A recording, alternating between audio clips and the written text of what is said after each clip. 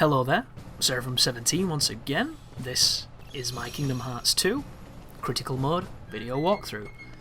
We're in Disney Castle, and I really like this place. This first sequence here can be completely skipped.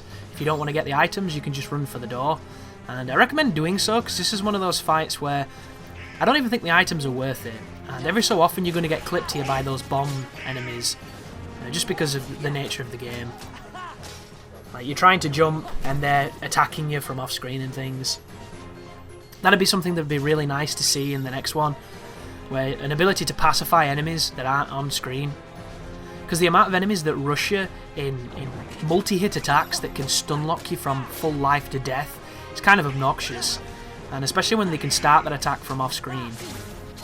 And I think there's already something in place for the enemies to pacify, because I don't think when you're surrounded by a ton of them when you're fighting, they all attack you as aggressively as they could. But at the same time, it always, in those moments when you're trying to get away from enemies, you'll run into an attack. It just seems to work that way. It's more apparent in Birth by Sleep, or like this, when I'm trying to just jump away from them, the enemies are hitting me, and it's not too much of a big deal with those, because it's just a single hit, but that could have easily been a multi-hit move. And especially in Birth by Sleep, almost every attack is multi-hit. If you get hit by that first one, you can't do anything. Even when you try and recover sometimes, you just get stun-locked, because if you're still on the ground, you can't even recover. Like, if they're not actively knocking you back, you can't do the knockback recovery, so you just take it. And that one there was really useful. He bumped me up onto the ledge. But for every other opportunity, they can be a bit of a nightmare when you're trying to pick stuff up. And a similar nightmare on Birth by Sleep, they changed the controls to open the chests, so I keep attacking chests instead of opening them and wasting abilities. It's madness. But I think what I'm going to do, folks, is I'm going to intersperse Birth by Sleep with this game. I'm pretty close to the end of Aqua's campaign, and I think that game is much shorter than this one, because it's even more redefined than this one. It's stripped down and made even more linear. You literally spend almost no time moving through environments on that game. It's really A to B. It's the difference between Final Fantasy VII and Final Fantasy X. Like, you're always just going forward, and as much as the simplification, means that you never get lost too much, I think you do lose a lot of the charm of the exploration, and I would love to see that come back on the third game. This is messy already. I hate fighting shadows with Sora. Then again, I hate fighting shadows on Kingdom Hearts 2 because you just miss them. They're always going under the ground like bitches. And of course, your team are doing a fantastic job. It's funny too, the tendencies of this creature are very similar to the Flood from the Unversed, which is the unique enemies to Birth by Sleep. Because of course, this introduced the Nobodies, which were the husks of people who had their heart taken, I think. And then the Unversed are created by Vanitas, who I'm not too sure how he fits too much into the overarching story. I've got an idea from what I played when I played through Terra's and Ven's campaigns without cutscenes, but for the most it was pretty confusing stuff. I just remember people saying that it's like Star Wars, and then understanding what that means as an overarching theme of the story. Which is interesting, because if you think about it, this one probably had a lot of Star Wars allegations put towards it, because the last boss has double red lightsabers, and there's no explanation for it. It's just lightsabers, bitches, deal with it. I'm surprised Toad Skywalker didn't sue their ass. This sequence here is really useful if you use Minnie. At this point, I'm doing a lot of the work, and it's just not a good idea. When you're close to her, you'll get a reaction command, and she just insta-kills stuff.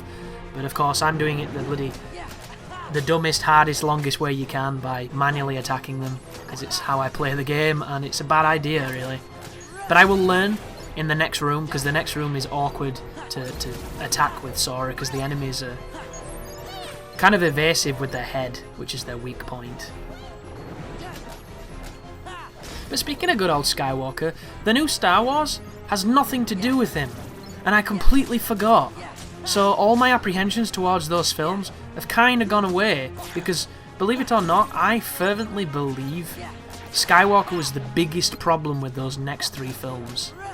I say Skywalker, you know what I mean. I mean George Lucas, but it's never mind. It's a joke you won't get because I forget that we're not in fact friends. I'm just a voice on a recording, but good old George Lucas. Sorry, not Skywalker. The joke will completely miss the people who weren't in the conversation in the pub that day, which is none of you. Why did I even say it? I don't know. But in this room, just use her ability. It's so overpowered. It's really good. You'll notice I changed my Keyblade, finally, thank goodness. But George Lucas, he might have created Star Wars, but in the end, he became almost the thing that made it bad, I believe. Because he wrote the scripts, and they were bad. It just is what it is. Like, even if you want to defend them, there's some fucking horrible scripts there. And the new ones, nothing to do with him. He's not directing them.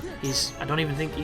He sold the rights. They're not his anymore. So all of those things I was afraid of that would turn up in this film might not be there.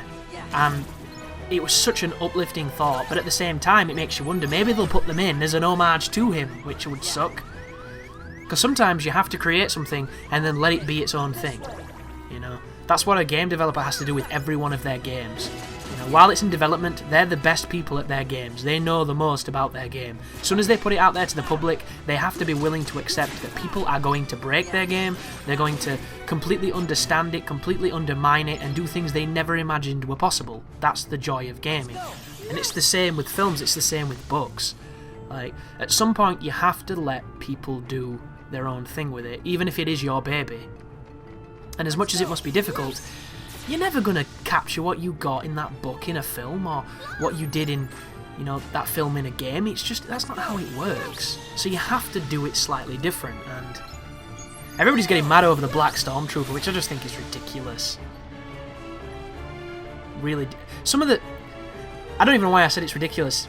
How can it not be ridiculous? The people who are fans, and I mean the fucking psycho fans, not the just I'm a fan of Star Wars, it's awesome, it's cool, it's great. The people who live Star Wars are the ones who are getting all up in arms over the design of the lightsaber and the Black Stormtrooper and the stuff that...